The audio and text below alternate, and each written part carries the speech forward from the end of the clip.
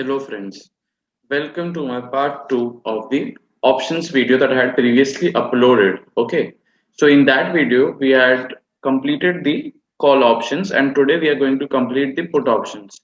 It should be relatively quicker considering the fact कि पिछले वाले वीडियो में मैंने थोड़ा टाइम इस पे भी स्पेंड किया था कि I took what is derivatives, what are options and I explained a few of concepts like leveraging then the American and the European options. So that things took a bit of extra time, but ये video hopefully थोड़ा सा quickly complete होना चाहिए, ठीक है?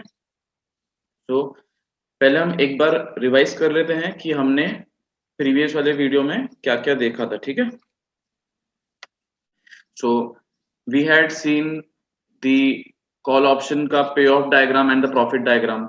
मैंने बताया था कि पे ऑफ एंड प्रॉफिट डायग्राम में सिर्फ इतना फर्क है कि पे ऑफ में आपको उस ऑप्शन से क्या पे ऑफ आ रहा है वो आप देखोगे एंड प्रॉफिट डायग्राम में you will also subtract the initial cash flow that you have paid as a call option buyer or received as a call option seller and that will be your profit, correct? Then हमने break even point देखा था. Break even point क्या होता है? वो exact point जहां पे as a call option buyer और अ सेलर आप नो प्रॉफिट या नो लॉस पे खड़े रहते हो after considering the option premium that you have paid और यू हैव रिसीव्ड एंड दोनों का break even point obviously same होता है कॉल ऑप्शन बायर का और सेलर का because both the parties don't receive any payment in that. फिर हमने देखा था कि how the call option helps in increasing the liquidity which is a quite a important characteristics of the derivatives. Apart from that, we also had a look at how the American and the European options are different from each other. In case of European options, it expires only at the end, whereas in the American options, the call option buyer can exercise his power at any point of time. And we looked at the basic characteristics of the call options. क्या क्या characteristics होता है? हर एक option का एक maturity होता है, हर एक ऑप्शन का एक सर्टेन प्रीमियम अमाउंट होता है और एक स्ट्राइक प्राइस या एक्सरसाइज प्राइस होता है. स्ट्राइक प्राइस या exercise price it is basically the price at which you exercise your option, correct? That is the price at which you will be able to buy the stock if you are a call option buyer or sell a stock if you are a call option seller, correct? And मैंने ये term या ये phrase use किया था कि as a call option buyer you have the right to either buy the stock if you wish to or if you don't want to then the option expires. But as a option seller जिसको हम option writer भी बोलते हैं you have an obligation to fulfill something, correct? ये हमने देखा था यहाँ तक. तो अब मैं पुट ऑप्शन पे आ जाता हूँ, ठीक है? तो पुट ऑप्शन में भी अगेन क्या होगा कि दो पार्टीज होगी. कौन सी होगी? put option buyer and put option seller, correct? Okay, so we have the put option buyer and the put option seller. Now in case of a put option buyer, what happens is you have basically bought an option, correct? So you are, let us say, holding a piece of financial instrument by the name of derivatives. ठीक है, मैं फिर से repeat कर रहा हूँ. You are holding a financial instrument, that is you have bought a financial instrument by the name of derivatives, which in this case is a put option, which is the right to sell a stock at a certain strike price. Let this thing sink in again. आपने put option buy किया है, इसका मतलब आपने contract by किया है, but ये contract buy करना is basically the right to sell the stock. ठीक है, कॉन्ट्रैक्ट आपने बाय किया है बट कॉन्ट्रैक्ट में क्या लिखा है कि it gives you the power to sell the stock. तो प्लीज ये मत सोचना कि अगर हम ऑप्शन बाय कर रहे हैं इसका मतलब हम स्टॉक भी बाय कर रहे हैं. वो कॉल ऑप्शन में होता था. पुट ऑप्शन में आपने जब कॉन्ट्रैक्ट बाय किया है उसका मतलब है it is the right to sell a stock. Let me give you an example. Okay, so let us think that we have a stock which is worth, let us say, $50. Okay, now you have bought a put option on the same, correct? So when you buy an option you enjoy some kind of benefit of exercising that power, correct? So you will have to pay the premium for same. Now let us say that there is a put option whose strike price or the exercise price is 40. Okay, so I'll just write it down. Strike price is 40, correct?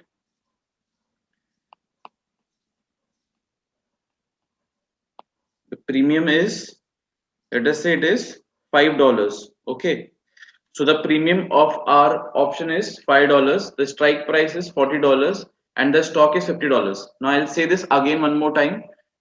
In this case, we have paid a premium to buy this put option, and this put option gives us the power to sell our stock at $40 irrespective of whatever the price will be in the market. Correct? So iska matlab, let us say that you are a put option buyer. Okay.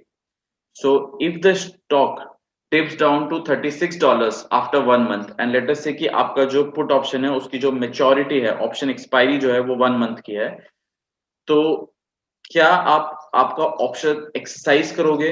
When I से आप अपना option exercise करोगे, मेरा ये मतलब है कि क्या आप जो है स्टॉक को सेल करना चाहोगे using the put option which allows you to sell the stock at $40 given the market price is $38. तो भी मैं लिख देता हूँ एक बार, S T is equal to $38, correct?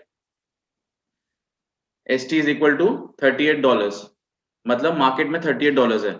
तो क्या आप डायरेक्टली आपका स्टॉक मार्केट में जाके सेल करोगे $38 में, कि आप अपना पुट ऑप्शन जो आपने बाय किया है आप उसको एक्सरसाइज करके आपका स्टॉक ट्राई करोगे सेल करने को eight $40? Obviously you'll try to sell it at $40, correct, to the opposite party. Who is the opposite party? Who has sold the put option but who will have to buy the stock from you at this lower strike price, correct? So you will sell the option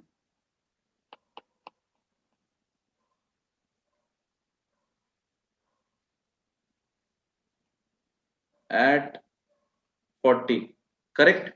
But what is the price in the market? 38. So the put option gave you a power to sell your stock at 40 given it was 38 in the market. So what is your payoff? Payoff of the option is 40 minus 38, basically equal to 2, correct? But now there is also a certain amount of premium which you had paid for getting this option, correct? So because that premium is 5, therefore your profit is equal to plus 2, the payoff which you received from selling this option minus the premium you paid, which is 5 minus 3, correct? Does this make sense? Profit is minus 3. You can see it on the screen. I'll just draw a pictorial representation once again so that we are a bit more clear with the things.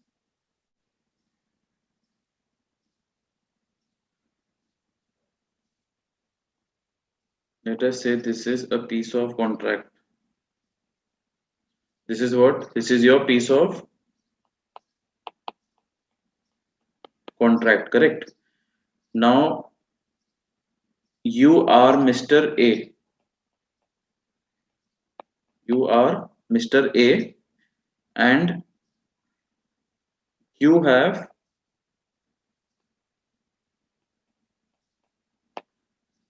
bought this contract. Okay, so you have bought this contract. Now what is this contract? This contract is the power to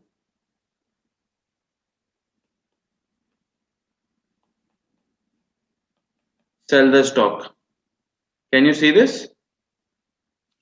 This contract is basically, so you have bought this contract, but at the same time this contract is the power to sell the stock. Make sense?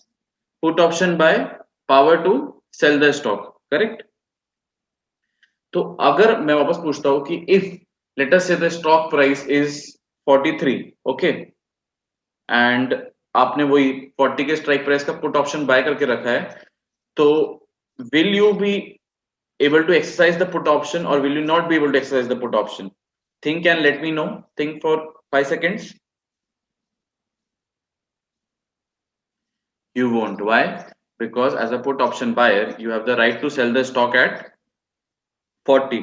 But since the price in the market is 43, why will you sell it at 40? Correct? You will sell it in the market at 43. Okay.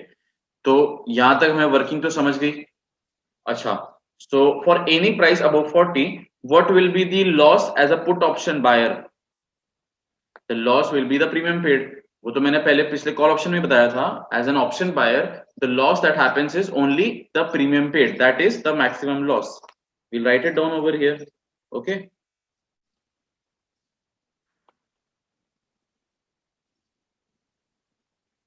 Maximum loss equal to premium paid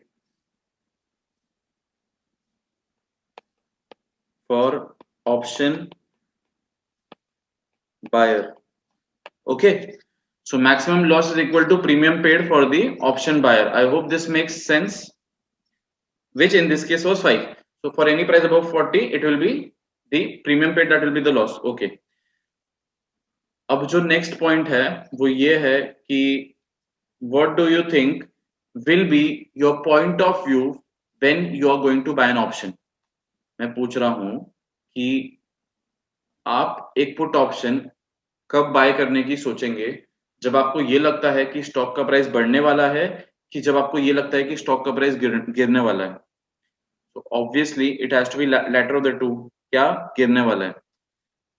सोचो ये बात कि अगर आपके पास एक stock है, ठीक है, लेटर से आईटीसी का स्टॉक है आपके पास, उसकी करंट प्राइस अराउंड 210 चल रही है. Okay. Now you are scared that maybe the markets are overvalued or due to the COVID second wave, the markets can take a dip. तो उस केस में you're scared कि the ITC stock might take a sharp dip. In which case, because you're holding the ITC stock, you're scared for suffering losses. ठीक है. तो उस case में आपको लग रहा है कि यार ये स्टॉक 190, 180 कहीं भी जा सकता है अगर ये 200 ब्रीच कर गया तो. If it does not go below 200 then the stock will be in control. But अगर 200 के नीचे गया तो काफी नीचे डिप हो सकता है. तो उस केस में आप क्या करोगे कि you will buy a put option for which you will pay a premium. Let us say you pay a premium of 6 rupees, correct, on a stock which is at this point of time 210. आपने premium दिया है कितना, 6 रुपए का, to buy the put option which gives you the right to sell the stock at the strike price of 200 irrespective of whatever the price in the market will be after the 1 month. Correct? So obviously आप anticipate करते कि यार अगर 180 170 चले गया तो मैं क्या करूंगा कि मैं अपना पुट ऑप्शन एक्सरसाइज कर लूंगा. What will it do? It will allow me to sell at 200 a stock which is worth 170. Correct? So it will cover you for the 30 का loss which you have suffered and 7 का जो आपने premium पे किया. एक बार इस चीज को हम लोग लिख लेते हैं. ऐसा करते हैं. करंट स्टॉक प्राइस बता रहा हूं मैं 210. Okay.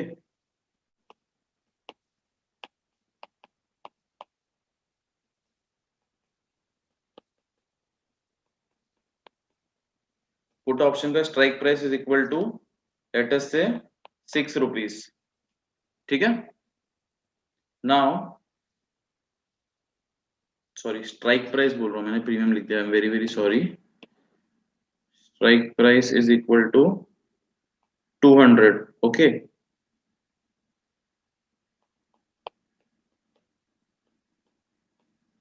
Premium paid is equal to ₹6. ठीक है. यहां तक हो गया. सो प्रीमियम पेड 6 रुपए है, स्ट्राइक प्राइस 200 है. स्ट्राइक प्राइस का जो करंट प्राइस है वो क्या है, 210 है. ठीक है. पुट ऑप्शन का strike price 200, premium paid ₹6. Let us say that at expiry ST is equal to 190. इसका क्या मतलब है कि मार्केट में जो स्टॉक है वो 190 की तरफ डिप हो गया है. आपका तो ये व्यू था ही कि स्टॉक गिरेगा, इसलिए आपने पुट ऑप्शन बाय किया. So we can also say that you had a bearish view when you bought the put option. So stock गिर गया, 190 हो गया. करेक्ट. अब देखते हैं आगे. तो now you will go to the put option seller जो अपोजिट पार्टी है, आप उसको बोलोगे कि मेरे पास ये पुट ऑप्शन है which gives me the right to sell at 200, so please आप ये स्टॉक मुझसे 200 में ले लो, correct. So in that case he has to buy the stock from you at 200। तो पे ऑफ क्या हो गया आपको इससे, पे ऑफ क्या है इस ऑप्शन का, 200 minus 190, correct, which is equal to 10। इतना हमें इंट्यूटिवली समझने आना चाहिए कि as a put option buyer आपका इधर प्रॉफिट है, पुट ऑप्शन सेलर आपका लॉस है। हम यहाँ पे जो एस 200 माइनस 190 में प्लस किधर आएगा माइनस किधर आएगा, मैं उस सब में नहीं जा रहा हूँ, मैं वो मान के चल रहा हूँ कि इंट्यूटिवली हम उसको पकड़ पाएंगे, ठीक है। तो payoff is equal to 10, correct. पर आपने एक प्रीमियम पे किया था ऑप्शन के लिए, तो प्रीमियम पेड वॉज, देखिए जरा, premium paid was 6, correct? So therefore what is your profit? Profit is equal to 10 minus 6 equal to 4, ठीक है। तो ये पर्टिकुलर पुट ऑप्शन बाय करने से आपको 4 बक्स का प्रॉफिट हुआ है, ओके। अब मेरा नेक्स्ट क्वेश्चन है कि जैसे एक कॉल ऑप्शन बायर का जो प्रॉफिट पोटेंशियल था वो अनलिमिटेड था, करेक्ट। तो कॉल ऑप्शन सेलर का जो प्रॉफिट लॉस पोटेंशियल था वो भी अनलिमिटेड था, स्टॉक कितना भी ऊपर जा सकता है। तो उसी तरह से एक जो पुट ऑप्शन सेलर है उसका प्रॉफिट पोटेंशियल क्या होगा आप लोगों के हिसाब से, सोचो जरा। या फिर ऐसा सोचो कि जो पुट ऑप्शन बायर है उसका प्रॉफिट पोटेंशियल क्या होगा, लिमिटेड होगा कि अनलिमिटेड होगा? अनलिमिटेड नहीं होगा। क्यों अनलिमिटेड नहीं होगा? क्योंकि what is the worst thing that can happen to a stock when you buy a put option on it? It can go down to 0. The worst thing that can happen to a stock is it can go down to 0, correct? In which case, if it goes down to 0, in which case what is the amount of money that you will get from a put option as a put option buyer? 200 minus 0, correct, which is equal to plus 200। ये आपका क्या हो गया, पे of, correct. what is your profit equal to? 200 minus 6, which is equal to 194. So this is your profit, correct? So this is your maximum profit as a put option buyer. तो obviously as a put option seller आपका maximum loss कितना होगा, 194। क्यों ये ऐसा है? Because the price of a stock cannot go down below 0. That is the bottom of any stock price in the world, irrespective of whatever happens to it. तो ये सवाल जरूर आ सकता है आपको एग्जाम में, author can trick you that which of the following has an unlimited profit potential। आपके options दिए रहेंगे, कॉल ऑप्शन बायर, दूसरा ऑप्शन होगा कॉल ऑप्शन सेलर, तीसरा ऑप्शन होगा put option buyer. Call option seller तो सिर्फ प्रीमियम रिसीव करता है हमें पता है, बट द पॉइंट इज कि जो पुट ऑप्शन बायर है उसका प्रॉफिट पोटेंशियल भी लिमिटेड है, क्योंकि stock can not go down below 0 in any case whatsoever. तो इसका मतलब आंसर क्या होगा, option A, which is the call option buyer, ठीक है। होपफुली समझ गया होगा। अब हम क्या करते हैं कि इस पूरी चीज को जो है एक पुट ऑप्शन सेलर के पर्सपेक्टिव से एक बार समझने की कोशिश करते हैं और फिर हम पे ऑफ डायग्राम पे जाएंगे, okay. So put option seller, correct? So let us just show a piece of contract, okay? So this is a piece of contract basically. What is this? This is a put option, okay?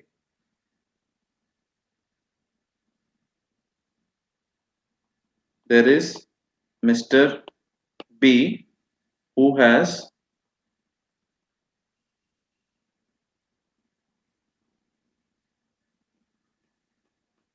sold the put option, okay? He has sold the put option. I'm just writing it down in words because काफी लोगों को बहुत ज्यादा confusion होता है इसमें, ठीक है।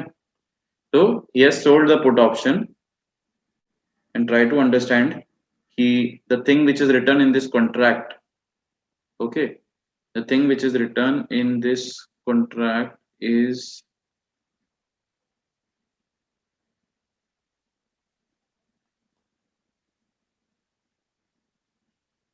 it is the right to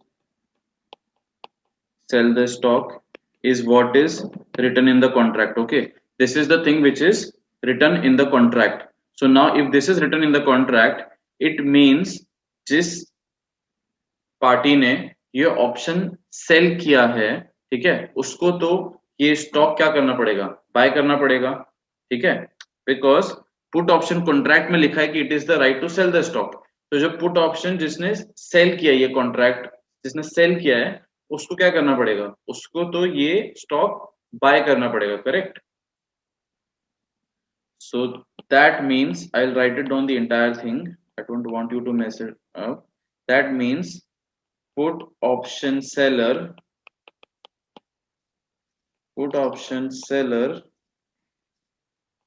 will buy the stock.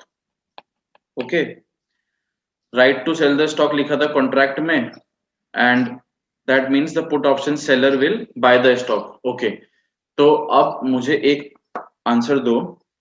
When will you tend to write a put option when you're bullish on the stock, when you're bearish on the stock, when you're moderately bearish on the stock? I'll put down numbers so that we can understand it better. There is a put option which is of 100, ठीक है, put option जिसका strike price क्या है 100. Okay, ये put option जो है ये cell हो रहा है 5 रुपीज में. Okay, and the stock price currently is, late us से 120 is stock price. Okay, so the stock price is 120, which is, let us say, S naught. Okay, now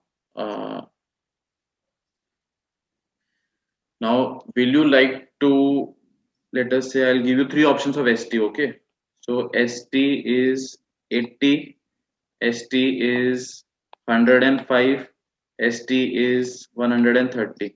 Okay, so these are the different options which we have: 80, 105 and 130.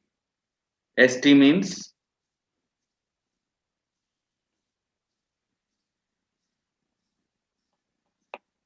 at maturity. Okay,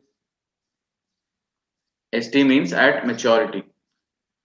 So when will you like to sell the put option?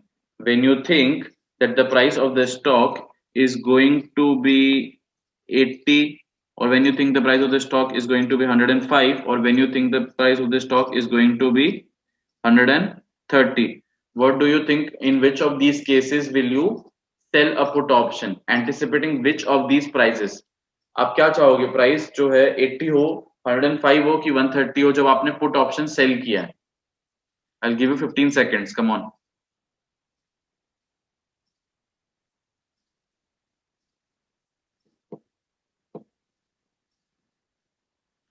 So when you have sold a put option, इसका मतलब पहली बात तो as an option writer you have an obligation to buy the stock.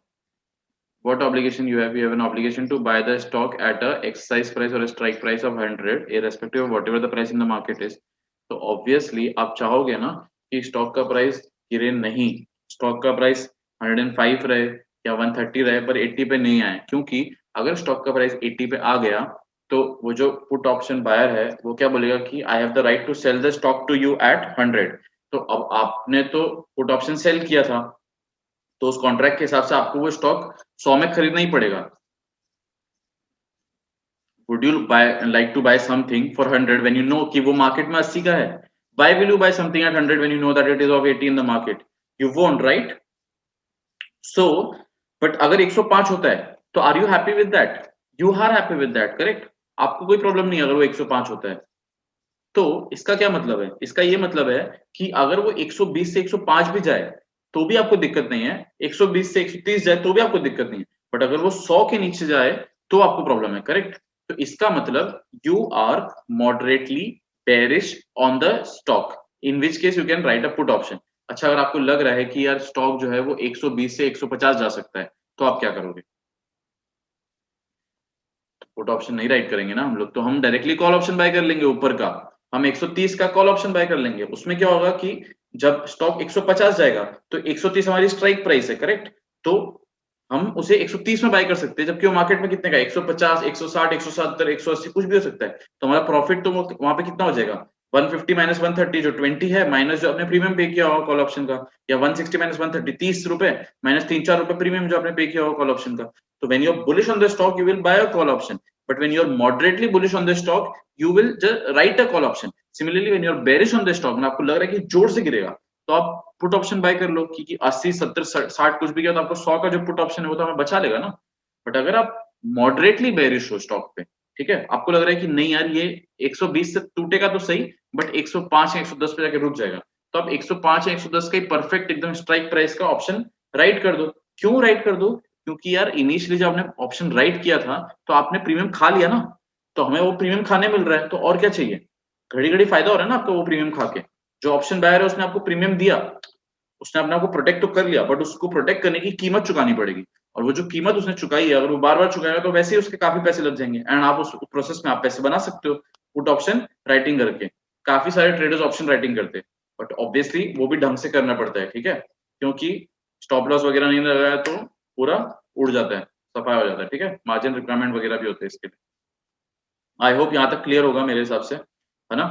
अब हम क्या करते हैं कि अब हमने put option seller, put option buyer, strike price और पे ऑफ सब देख लिया। अब हम इसको एक बार ग्राफ पे डाल लेते हैं, ठीक है। करंट स्टॉक प्राइस इज 100, यहाँ पे हमारा एस नॉट है, ठीक है, और हमारा जो strike sorry current stock price is 120, okay, crop कर देता हूँ मैं। अब क्योंकि ये पुट ऑप्शन बायर के पर्सपेक्टिव से, करेक्ट, तो पुट ऑप्शन बायर के पर्सपेक्टिव से है, तो पुट ऑप्शन बायर ने इनिशियली क्या किया होगा, उसने एक प्रीमियम पे किया होगा, करेक्ट? तो प्रीमियम यहाँ पे कितना है? 5 रुपीज। ये हमारा फाइनल मैंने एक ग्राफ बना दिया है, ठीक है। यहाँ पे प्रॉफिट किधर है? प्रॉफिट वाई एक्सिस पे, स्टॉक प्राइस कहाँ पे है? ये एक्स एक्सिस पे। ये एक पुट ऑप्शन बायर का हम डायग्राम बना रहे हैं, ठीक है। हमारा जो हम एसेंशियल डेटा ले रहे हैं वो क्या ले रहे हैं कि बेसिकली जो स्टॉक है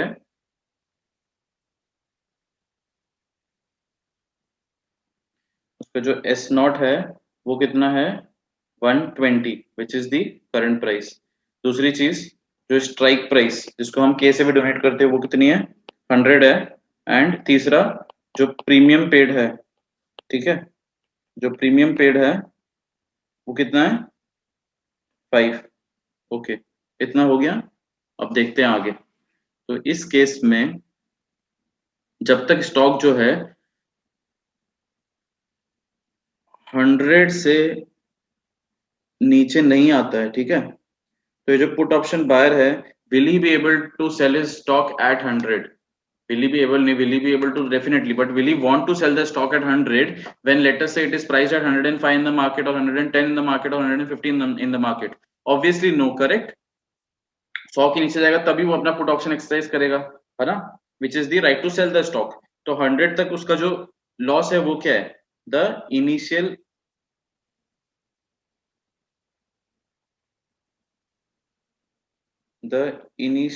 premium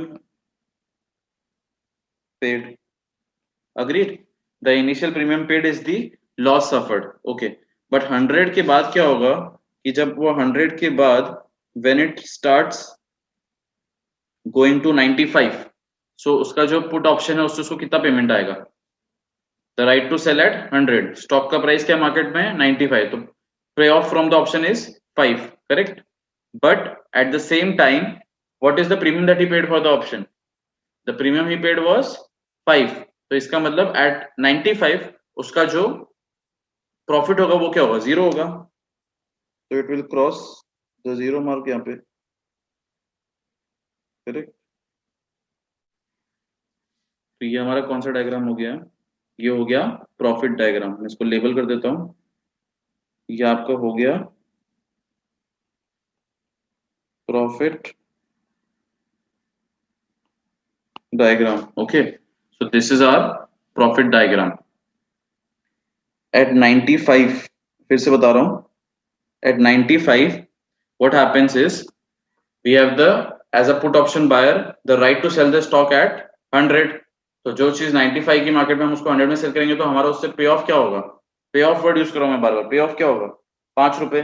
बट इनिशियली ये पुट ऑप्शन बाय करने का पैसा दिया था आपने, प्रीमियम पेड, वो कितना दिया था, 5 रुपए।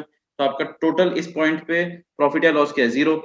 सिमिलरली जब 90 पे होगा तो क्या होगा आपका 5, 80 पे होगा तो 80 का निकाल के देख लेते हैं ना एक बार, सॉल्व करा देता हूँ मैं आपको, ठीक है।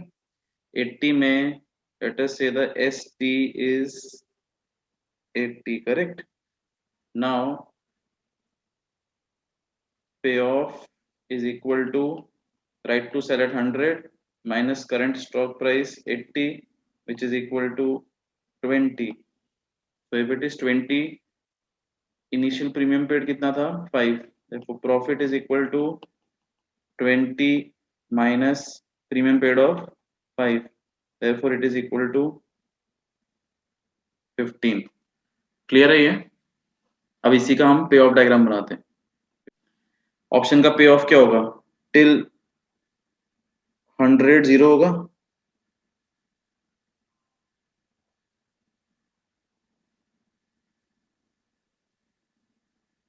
करेक्ट।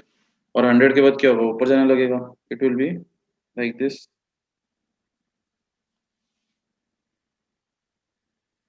तो ये क्या हो गया हमारा पे of.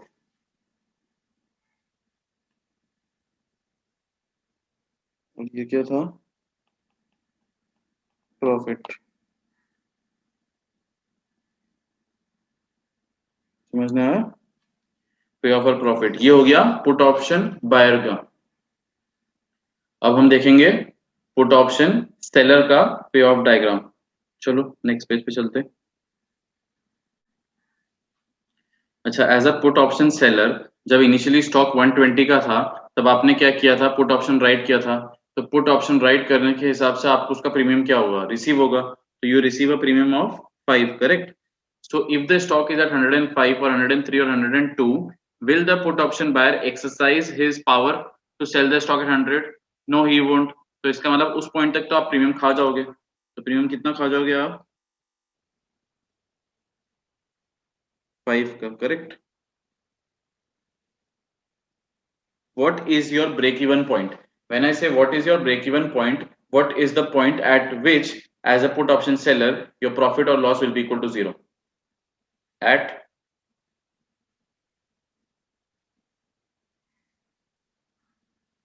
so at 95, let us say the price goes down to 95, तो उसमें क्या होगा कि as a put option seller आपका लॉस कितने का होगा, 5 रुपीज का होगा ड्यू टू द ऑप्शन।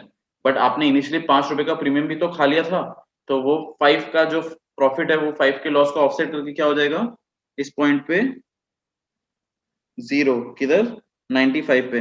अच्छा, मैंने बताया था एक क्वेश्चन थोड़ी देर पहले पूछा था मैंने कि what is the maximum loss that can happen to you as a put option seller, unlimited है कि लिमिटेड है, लिमिटेड है।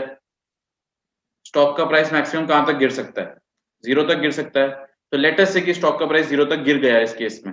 तो स्टॉक का प्राइस अगर 0 तक चला गया तो as a put option seller what is the obligation that you will have an obligation to buy the stock at a price of 100 irrespective of what its price is in the market, जो कि इस scenario में मैं बोल रहा हूं कि 0 हो गया है। तो आपको वो स्टॉक कितने में बाय करना पड़ेगा, आपको वो स्टॉक 100 में बाय करना पड़ेगा। तो जब कोई चीज मार्केट में 0 रुपीज की है और आप उसको 100 में बाय करते हो तो आपको क्या लगता है आपको कितना लॉस होगा, आपका लॉस होगा 100 का। बट इनिशियली आपने एक प्रीमियम लिया था उससे 5 का, वो तो आपने खा लिया ना। तो उस केस में आपका जो टोटल लॉस है वो कितना है, वो है 95। Okay, So this is the point at which it will cut the y axis. अब इसको मैं एक बार ज्वाइन करने का ट्राई करता हूँ. एग्जैक्टली ज्वाइन नहीं हो रहा है, sorry for the same, but आप इसको ऐसे समझ लो, ठीक है. So 95 is our maximum loss, correct. 95 is our maximum loss. What is the break even point? Break even point is equal to ST is equal to 95. ST is equal to 95 is break even point. Okay, ST equal to 95 is my break even point. ठीक है, तो break even point समझ गया, maximum loss समझ गया, maximum profit क्या है 5.